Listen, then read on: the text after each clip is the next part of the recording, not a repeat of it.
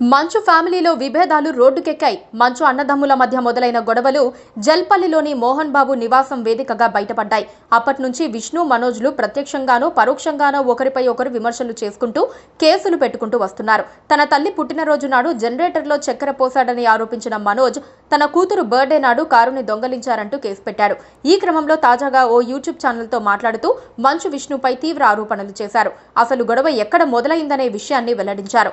మంచు కుటుంబంలో వివాదాలపై మనోజ్ స్పందిస్తూ ఇది ఆస్తి గొడవ కాదని, ఆస్తులపై తనకు ఏమాత్రం ఇష్టం లేదని చెప్పారు.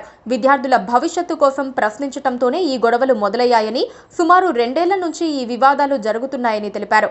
మోహన్ బాబు యూనివర్సిటీలో తన తండ్రికి తెలియకుండా పేదవాళ్ల దగ్గర నుంచి రకరకాల ఫీజుల పేరుతో డబ్బులు లాగేస్తున్నారని కొంతమంది స్టూడెంట్స్ వచ్చి తనకు ఫిర్యాదు చేశారని, దీని గురించి అడిగినందుకే ఈ గొడవంతా జరిగిందని మనోజ్ చెప్పారు. ప్రశ్నించాననే కారణంతోనే తప్పుడు ప్రచారం చేస్తున్నారని, తనపై దాదాపు 30 తప్పుడు కేసులు పెట్టారని తెలిపారు. విష్ణు పేరు మీద 40 కంపెనీలుంటే తన పేరు మీద ఒక్కటి లేదని మంచు మనోజ్ అన్నారు. విష్ణు తన తండ్రిని దారుణంగా మోసం చేస్తున్నాడని ఆరోపించాడు. ఈ గొడవల్లోకి తన భార్యను లాగారని, అలా చెయ్యకపోయి ఉంటే తాను ఇంత దూరం వచ్చేవాడిని కాదని పేర్కొన్నారు.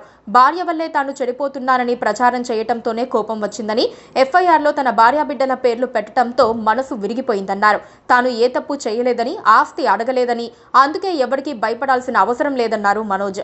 గొడవల కారణంగా తన తల్లి నలిగిపోతోందని, గత 3 నెలల్లో ఎన్ని సంతకాలు పెట్టిందో తన అమ్మకే తెలియదని మనోజ్ అన్నారు. అమ్మ ఫోన్ చేసి సైన్ పెట్టమని అడుగుతున్నారని చెబితే ఎక్కడ పెట్టమంటే అక్కడ సంతకం పెట్టమని చెప్పానని తెలిపారు. తన అమ్మ పేరు మీదున్న ఆస్తులను విష్ణు కంపెనీల పేరు మీదకు మార్చుకున్నాడని మనోజ్ ఆరోపించారు. ఫ్యామిలీ కోసం తాను ఎంతో చేశానని, అయినా సరే ఆస్తిలో ఒక్క రూపాయి కూడా కోరుకోలేదన్నారు. తనపై పగా ప్రతీకారాలు తీర్చుకోవడానికే దాడులకు పాల్పడుతున్నారని మనోజ్ వాపోయారు. మనోజ్, మౌనికల వివాహ వేడుకల్లో విష్ణు దూరంగా ఉండటంతో ఇద్దరి మధ్య మనస్పర్ధలు వచ్చాయని అప్పట్లో వార్తలొచ్చాయి.